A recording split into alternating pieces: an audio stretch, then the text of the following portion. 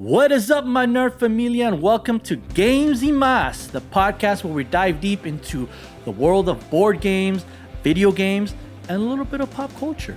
I'm your host, Vic, and I would like to be the first to welcome you here to our little corner of nerdom. Whether you are a diehard anime fan, a manga reader, a film buff, to a casual, intermediate, cozy board gamer, to an aspiring esports star in the video game world, or to everything in between, this podcast is for you. We would love to engage with you guys, share some stories within the nerd familia, so come join us. If anything that we've said resonates with you, hey, join our wacky adventures here at Games y MÁS. We would love to have you here. So, with all that being said, pull up a chair, grab some dice, y acompáñame a jugar.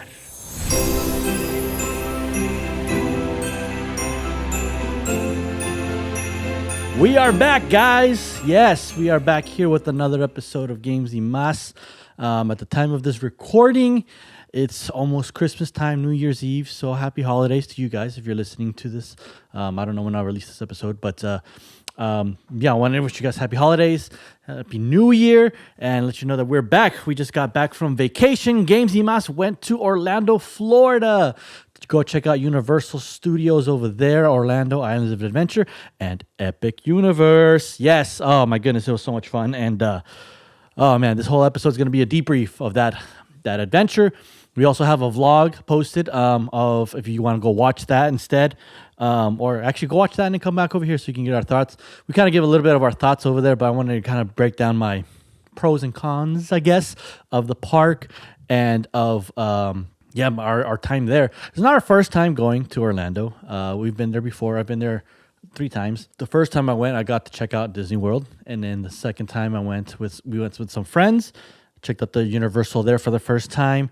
And then this time it was just me and my wife, and we went to go check that out. Back to Universal. We went back to Universal, and this time to check out the new Epic Universe park that opened up. So very fun stuff. But yeah, we have a vlog out there for you guys so you can check out all the stuff that we've got to film. There's a lot of footage I had to go through. So I had to break it down because we were there for 6 days. And like, how am I going to fit 6 days in the vlog? So it was fun. It was great. Before we get started, I want to just say thank you to those that took over our podcast when we were out on vacation. We had a couple friends of ours from within the board game community, the video game community, take over some episodes that they were able to give us their recommendations and their thankfulness of games they got to play throughout the year, whether it was board games, video games. But go check out those episodes, guys. They did such a phenomenal job. They were so good, and oh man, it just fills my heart to know that I'm blessed and honored to have friends like that they were able to take over a podcast episode. We're not a big podcast. Nor are we really trying to be huge, but just the fact that we had some friends over to take over, it just fills my heart. And special thanks to those guys out there. There is a bonus episode coming soon, but for today, we are going to be talking about our experience at Orlando. Yes. Okay, look. Here's my first thoughts. Epic was literally the name in itself. Epic. It was epic. Oh my goodness, my mind is blown about how amazing that park was. A lot of pros and cons. I'll get into that as well. But I just want to give out my overall thoughts. It was amazing. If you've never had a chance to go check it out, I would highly recommend go checking out that park. It's truly an epic adventure, and you won't be sorry you visited. It was great. You just check out the vlogs. I'm probably going to be referencing back to the vlogs again, the vlog to check out like what I'm talking about. But guys, it was just amazing. I mean, we were blessed to spend 6 days at Orlando. We left the day before Thanksgiving, which I thought that was going to be a nightmare, but surprisingly, it wasn't that bad. Actually, we took a red-eye fly from Los Angeles to Orlando. So that was like a 4.5 hour flight, 4 hours and 45 minutes, something like that. A pretty smooth ride, not that bad. I was trying to, take a nap there or take a sleep on the plane, but it's kind of hard for me to do so because I was getting uncomfortable. And so it was an okay flight. But yeah, we stayed there the day before Thanksgiving, arrived on Thanksgiving Day, and then we left the following Thursday after that. And oh man, what an adventure that was. It was great. So many memories made with my wife, from, waiting for a shuttle at 5 a.m. to arriving to the hotel and our room's not ready yet because we're so early, so we're kind of like napping in the lounge. And then we literally got our room, took I want to say maybe like 3 or 4 hour nap, maybe even less probably, and then got up and went to the parks. We went to the parks on Thanksgiving Day.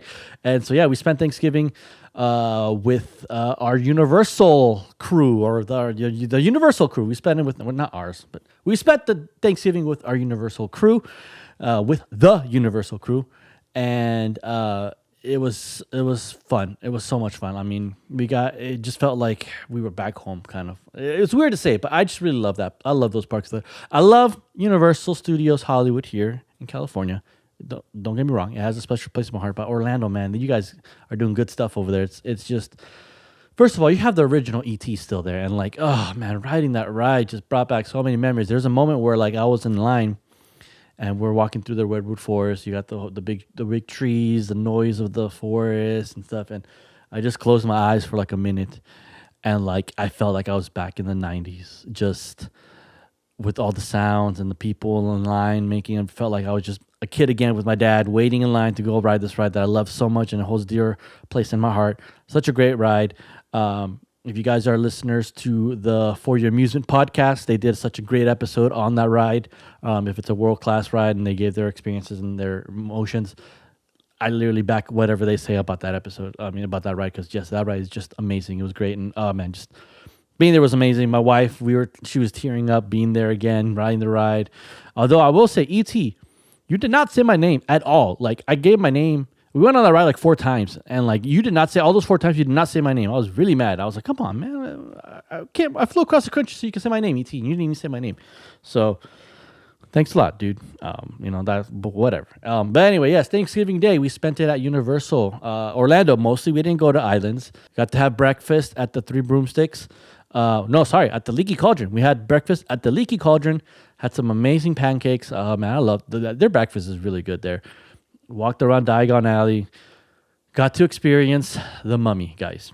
Oh man, we rode that so many times because of how great it was. That ride is so awesome. Why could they not do that here in California? If you guys are, haven't ridden the Mummy here in California or haven't ridden in Orlando, the one here in California is more of a quick, just you get on, there's a curse of Imhotep. You go, you ride, you go fast, you go backwards, and then you're done. And that's pretty much it. That's literally the gist of the ride here in California. You do a little pre-show, well, not a pre-show, but you're going through the track, you're seeing all the stuff, and Imhotep saying, serve me, whatever, and then you go fast, you get launched, and you go in. It's an indoor coaster. You're going around for a little bit, and you stop, you go backwards, and then that's pretty much it.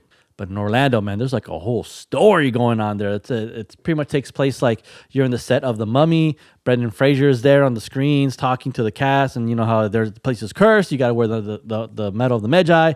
Brendan's like, I don't believe in this or whatever. But you go through the line, kind of reminded me a little bit of Indiana Jones, kind of where it's like you're going through this like these ruins and excavations. Is pretty cool. But the ride itself is just phenomenal, man. Like you're just more theming. There's stuff that's going on. You go down, you almost get trapped under Imhotep. You stop, you go backwards for like a second, and then you're going back and you're going up, and then you get launched, you're going fast, you stop. You think you're done with the ride, but then Imhotep comes and catches fire, and then you go back down fast again for a minute. Just that ride was just that was literally one of my top rides that I enjoyed there. If we're not including Epic, that was such a big surprise. Last time we got to go, when we went to Orlando with some friends, the Mummy was under renovation, so we weren't able to check out that ride. So we were pretty bummed because I was really looking forward to that. So we had to wait 3 years. Now we finally got to do it this year, and oh my goodness, that ride just is beautiful. I love that ride. No wonder it's always busy. Of a wait, not as much as Hagrid's, but it's pretty much of a busy wait. But yes, spending the day there, we got to hang out, tried the Shrexel, the pretzel in shape of Shrek. We got to try that out, and we got to just kind of relax that day. Again, we were pretty tired from the flight, but we were there at Universal enjoying. And then we got to have a great Thanksgiving buffet at the Hard Rock Hotel, which is right next to Orlando. We walked over there, and man, that buffet was great. The food was phenomenal. And yeah, we just it was a good intimate moment between me and my wife. We got to spend some time together with Thanksgiving and kind of talk to each other about what we were thankful for over the years. And it was a beautiful moment, and I enjoyed it. And so that was day one of the parks. Day 2, 3, and 4, we're kind of just bouncing around between the parks here and there. We got to do Hagrid's Motorbike Adventure. I love that ride. Now, if you guys have been following our content or know me personally or have been hearing us, I might have talked about how I've been wanting to do the Hulk ride. Quick disclaimer, I love roller coasters. I love riding coasters. I love the drops. I love everything. But the problem is I get motion sickness, which sucks. I wish I didn't, because like I really enjoy the thrill. I really enjoy the thrill of the G-force and the way you go on the coasters is really awesome. But like the fact that I get like nauseous and takes me out, man, I hate getting old. And so the Hulk, I was like, oh man, I want to do that ride, but man, those inversions, that loop, and then those helixes, like, oh man, like that might take me out for the day. And so I said that 3 years ago when I went with some friends, and we were like, we should have done it. We did the Velocicoaster 3 years ago when it was brand new, and that was awesome. It was great, but that thing wore me out at the end of the day. Like I was just like, oh, I'm so done. Like I was feeling nauseous. It was horrible. Throughout these 4 days that we were at Orlando and Islands of Adventure, I kept telling myself, I just man up, just ride it. Let's just ride it. Fortunately, I did not end up riding that ride because I chickened out. I was getting worried that I might get nauseous and might ruin my day. I was even thinking about doing it at the end of the day, but then I was already tired from the end of the day of doing other things. I'm like, oh, man, like, am I ever going to go on this ride? So who knows? Maybe in the future we might go again, or we're definitely going back. For sure, we're going back.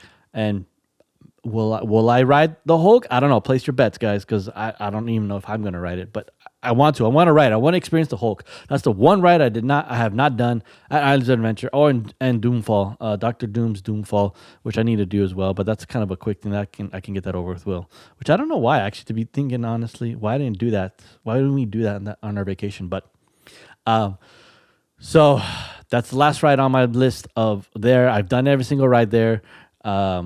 At Orlando, except minus the kid rides at Seuss Landing. I think we did 2 rides at Seuss Landing. We did the Cat in the Hat, and then that little like alphabet little not coaster, but like a little tram guy that takes you around Dr. Seuss Land, and you get to see the sights. That's really cool. But I didn't do like the kid rides, like the circus stuff and everything. Everything else we've done, we were fortunate enough to do. And crowd wise, okay, I need to know what was going on Thanksgiving Day and Black Friday, because it was so crowded those days. Like there was a lot of people there. I'm like, are we not celebrating Thanksgiving? But then again, I was one of those people that was not celebrating Thanksgiving at Orlando. But there was just a lot of people there, and I was like, okay, maybe they're tourists, maybe they're foreigners, they're coming in to visit. Awesome, cool.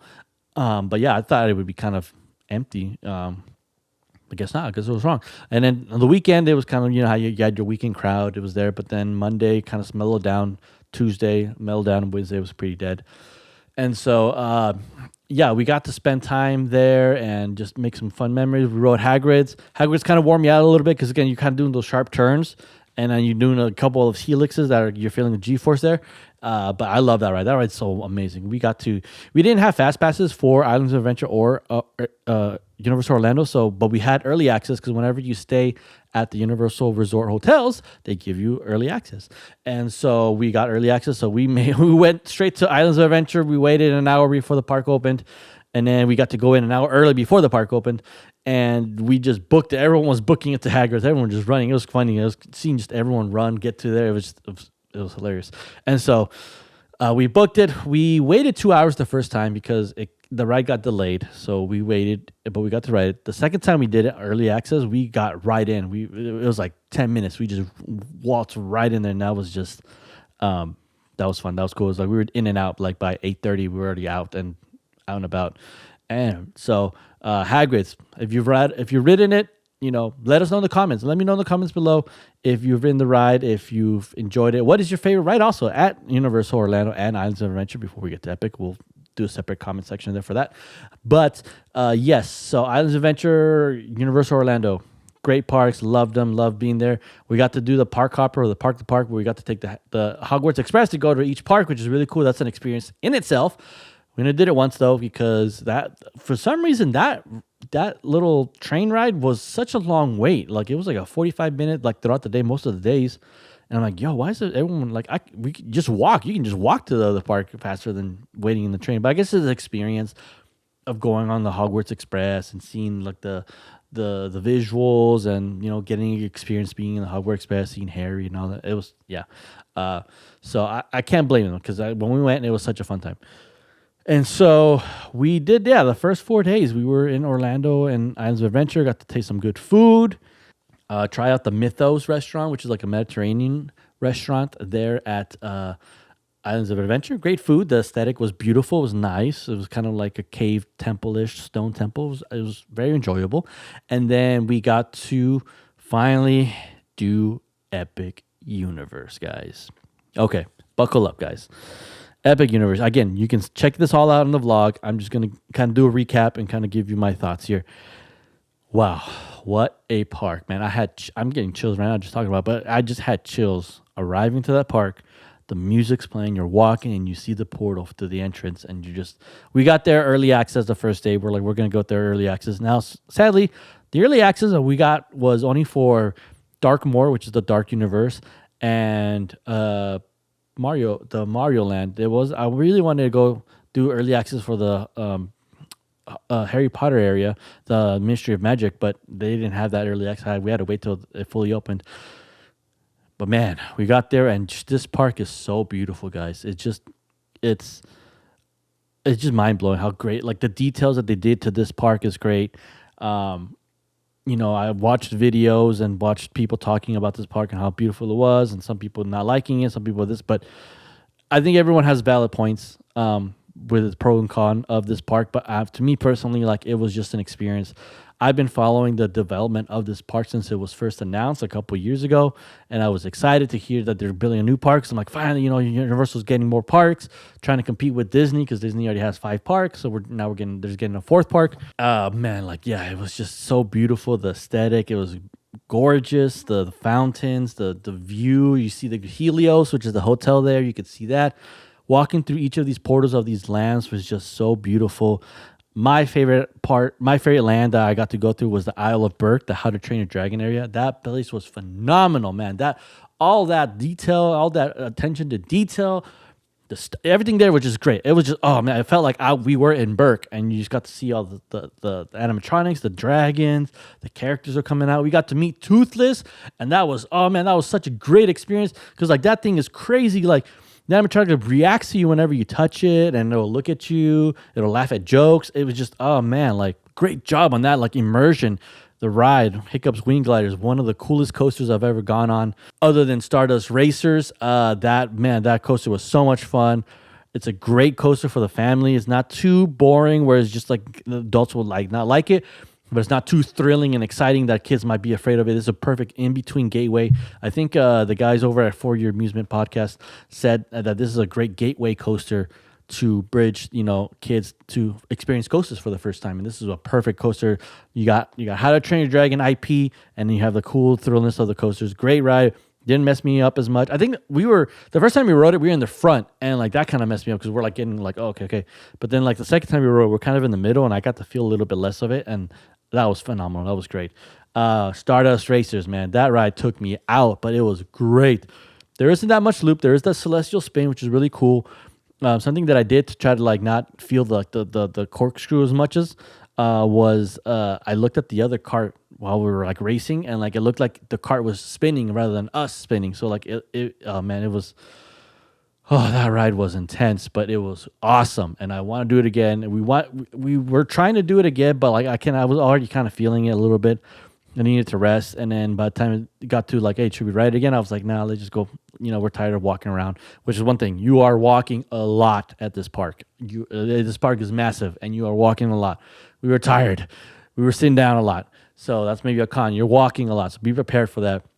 And they're right when they said that some of the people that you maybe some other YouTubers that you have seen or reviewers of this park that you might have seen, I agree with them when they say that there is no shade there. There really isn't. There's still, the trees are still growing. Again, everything's new, so there's really hardly any shade there or anywhere to get cover from really if it rains. I mean, there's some sections you can stand underneath, but when it rains, you're out there, you're kind of exposed a little bit. So thankfully, when we went, the weather was beautiful. It was I was in a t-shirt like most of the time, and like I didn't have to, um, you know, you know, get a fan or something because it was too hot or humid. It was perfect weather, not too hot, not too cold.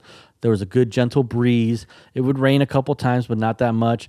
And I think there was only one day it was really cold. And we had to get a sweater, but like that was it, And so at Epic again, the weather was beautiful too. It wasn't that bad, but I can see how it would get very hot. Um, if you're out there because it's just you're out there exposed, nothing, there's no shade, it's just intense. So yeah, definitely be forewarned for that. A little bit more pricier than most parks, I would agree, but man, the food was phenomenal. I'll get to the food in a minute. Let's go talk more. I'm jumping ahead. The other lands, Battle of the Ministry, oh my goodness, the ride, Battle of the Ministry ride, that queue is one of the best queues I've ever been in my entire life. That better than the Rise of the Resistance. I love that queue. That queue is so awesome, but I'm more of a Harry Potter fan than I am Star Wars fan. No, you know what? It's up there. But seeing the Harry Potter stuff come out and then brand new stuff and seeing just walking into the Ministry, going through the Flu Network, oh, it was just mind blowing. I just wanted to wait. I just wanted to be in that line. The ride was cool. It was okay. It got me a little nauseous because it was more of like it was a lot of screens. In fact, it was all screens. And it just got me nauseous, and it was okay. It wasn't that phenomenal. It wasn't that great. Me personally, maybe you might agree. A lot of people love this ride because this ride is always like a 200+ minute wait. So a lot of people want to ride it. It's cool. The animatronics are cool. Those animatronics look lifelike. I thought they were people. I'm like, that's got to be an actor. But I'm like, oh snap, that's looks so good. But it's just that line. That line, I'll wait in that line and then leave, and that's it. I won't ride the ride. So Battle of the Ministry, great. The show was awesome. It was so cool. Had like a little circus Le Cirque, I think it's called. Fun little cool show. But the whole France, I think you're like in France area for the Wizarding World of Harry Potter was so cool. I bought myself a second gen wand that works. It's best used in Orlando. You can use it here in California, but you don't get the full benefits like you would in Orlando because the second gen one's not like they light up now, they vibrate whenever you use it. And then you have little quests you got to go on. And if you do the quest, you get points, and you do more spells, you get points for your house that you choose. And you can see the points in the house, kind of like how they do in Mario when you compete with your bands. Same thing now with the wands, you compete. They don't have that here in Hollywood. You can still use the wand and you still activate the stuff, but it's not as more immersive and interactive as it is over there in Orlando. And all three parks, in Islands of Adventure, Universal Orlando, and Epic, you can use that wand everywhere, and you have quests everywhere in those parks. And I was blown away by that too. I was like, this is so cool. I got my own Patronus. It's a Phoenix. It's Phoenix. I got to fight a Dementor, which was really cool, in Nocturnally in Universal Orlando. That was awesome. But yeah, the Ministry area, awesome, super. It's massive. It's really huge. They weren't lying when it was like it's huge. It's like it's really big. Like you feel like I'm in like France. And we got to try the butterbeer crepes. Amazing, phenomenal. The Dark Universe was awesome. It was cool. I feel like there was nothing going on there as much because you just walk around for the aesthetic, but there wasn't like the actors. I mean, we saw the Invisible Man like once. I didn't see Igor at all.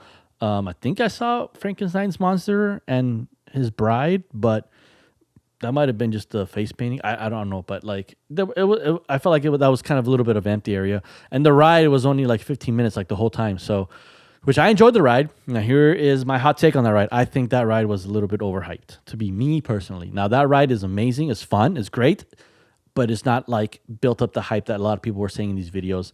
I thought it was okay. When I wrote it, I was like, oh, I wish it was darker because like you could see stuff coming a mile away, and I'm like, I want to be more shocked with these creatures.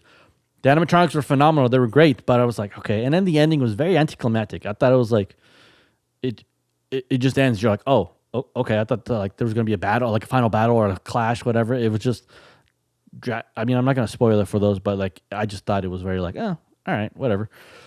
I still rode it multiple times. I enjoyed it. That queue is also amazing. You're going through Victoria Frankenstein's manor, or the Frankenstein manor, and like it's, oh man, the details, again, the details on this park was phenomenal. It was great. I enjoyed it. Oh my goodness. Peak. It was great. It was I can't rave enough about the details of this park.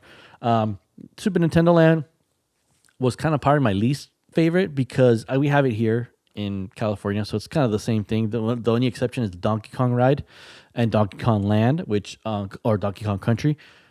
Also amazing. It was fun. We were playing with the bands that we bought here in California, and we got to use them. Well, mine was gifted to Gina. Thank you, Gina. Shout out to you. But we got to use them over there. They worked over there as well, and we got to rack up points. But it was kind of still the same thing. It was interactive games. The Yoshi ride is. I mean, I'm not waiting more than 5 minutes for that ride because that ride's kind of really. It's more like a people mover kind of thing. You can interact with the games, but that was kind of lame. It was just like whatever. The Mario Kart ride, Bowser's Challenge, the same thing as the one here in Hollywood. So there's not much change there. And yeah, those were pretty much all the lands there that we got to check out. And again, that place, it just blew my mind. It was phenomenal. We got to try almost all the food. Now let's get to the food here. The food was so good, guys. It was pricier. Yes, I'll admit. It was a bit pricier. So be warned that it's pricier than your average theme park. But eating this food, I felt like we were not at a theme park. I felt like we were like at a diner or like a nice restaurant because I'm like, yo, what? This is at a theme park? Like this should not be served at a theme park. Now, I'm hoping that because it's still fresh and I'm wondering that because it's still fresh and new that they're serving like bigger portions, and then as the years go by, the you know how the portions get smaller, kind of like at Disney World and Disneyland. You know, back then in the earlier days of Disneyland in the 90s and the early 2000s, those portions were a lot. I remember eating a lot of food at Disneyland, and as the years went by, the food started getting smaller and smaller and smaller, and the price started getting up higher and higher and higher. So I'm hoping Epic does not follow that routine. I hope they keep it as it is because, man, that place, the food was there. Every land that we got to try, the butterbeer crepes. We tried out the Oak and Star Tavern Inn. We had some phenomenal barbecue. Pizza Moon. Oh, my goodness. Pizza Moon. One of the best pizzas I've ever had. I mean, second best. But, like, that pizza was so... Oh, man. Like, I'm just salivating thinking about that pizza. It was just so good. It was, phenomenal. I don't know how many times I can say phenomenal. But it was great. Isle of Burke had... The theming, everything was great. Even every single restaurant or, like, fast food, like, you know... the quick service areas themed out was so like amazing. Like it was just so detailed. It was so great. Like no area felt bland. It was just so detailed, so good, and immersive. Again, these guys, Team Universal, he did such a great job at Epic. Made me happy to be on board of Team Universal. Again, I like Disney. I love Disneyland. Disney World is awesome, but man, Universal has my heart mostly, and so that was just. Man, what a park. And honestly, I was really sad. I was really sad to leave that park because I felt like I was in a dream that I didn't want to end. And when we were done with the second day, I was just like, oh, we have to go back, and I don't want to. I love this park. We just kind of like enjoyed the aesthetic. And then it was Christmas time, so it was dressed like Christmas, even better. Like, oh. So it was our first time going to the park and our first time seeing it as Christmas decorations. So that was just... It was beautiful, especially at night. And I will agree. I heard someone say, or someone posted a TikTok video saying that Epic Universe is more of a nighttime park rather than a daytime. And I agree with them because at nighttime, just the aesthetic just pops even more. Like the immersiveness just pops even more. I thought it was great. I think maybe Isle of Burke is a good daytime because there's not much lighting at nighttime. But even nighttime, it looks so cool. But I think the daytime works best. Nighttime for Darkmoor, perfect time to go. Battle Mystery or the Ministry of Magic area, I think could be good for both day and night. Super Nintendo Land, I think nighttime's the best as well. But again, this park cooked, guys. This park was great, and oh man, it was. I just can't rave. I'm just even right now as we're recording, I'm just like sad that I'm not there, and I'm looking forward to next year because we're gonna go. We're definitely gonna go again. Hopefully bring some friends and just show them this park because this park is just, it's epic. Like I said, closing off this podcast, this park was epic. This whole vacation was epic. Everything was epic, guys. And I'm curious to know your guys' thoughts and your adventures that you've had at these parks. Let us know in the comments below. What do you think of Epic? What's your favorite ride at Epic, or your favorite land at Epic, or your favorite food at Epic? Because everything for me was 100%. Like there was nothing that I felt like was off, other than the pricing and the walking, and maybe the lines too. The lines on these rides are cool, but then you're going upstairs, you're going downstairs. I'm like, why are we going up? Just go straight into it. That's my only concern, my only gripe about that. Everything else was I love it. I'm not trying to glaze so much on this park, but I think this park is amazing. It's great, and I hope that the future expansions they have, they're already talking about, is just gonna add to it, and it's great. And so Disney, you're gonna have to start stepping up your game a little bit, which you guys are, which I know you guys are. You got some things going on, which I'm excited for as well.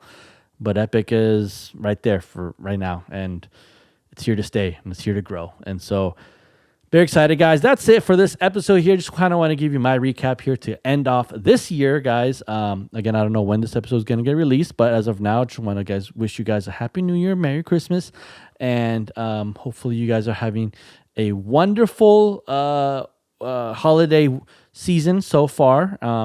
And, wherever this episode finds you, hope you're having a good day, a good week, a good month, a good year, and just want to say that we're back. We're very thankful to have gone on this trip. Very special shout out to all those friends of ours that got to do our takeover series and hold down the fort here at Games y MÁS. Very excited to what's in store for the future, guys. We got some awesome content coming your way, some great guests coming your way as well, and some more video games and board games to play here at Games y MÁS. So from me, from your host Vic here, to you guys, just want to wish you happy holidays and Happy New Year. If this is your first time watching this episode, welcome. What better time to New Year to start a new podcast with Games y MÁS with us, guys. If you guys are into board games, geek style, life, nerd style, pop culture, we talk it all here on this little corner of our nerdom side of the internet socialist world, I guess you could say. You can give us a follow, guys. We're at all socials: X, Facebook, TikTok, Instagram, YouTube, Spotify, wherever you listen to podcasts, wherever you get your podcasts, or if again on socials, we're at Games y MÁS Pod. That is at Games y MÁS Pod. Send us a DM, give us a follow, let us know what kind of content you want to see. We can probably do another episode based on your suggestions as well. Or if you want to email us, we also have an email. It's at gamesymastpod@gmail.com. That is gamesymastpod@gmail.com. Once again, guys, I just want to say thank you so much for listening. Thank you so much for watching. If you're watching on YouTube or if you're listening wherever you're listening on podcasts, I just want to say thank you, guys. Happy holidays, Happy New Year, and stay nerdy. So with all that being said, guys, nos vemos. Pa la próxima.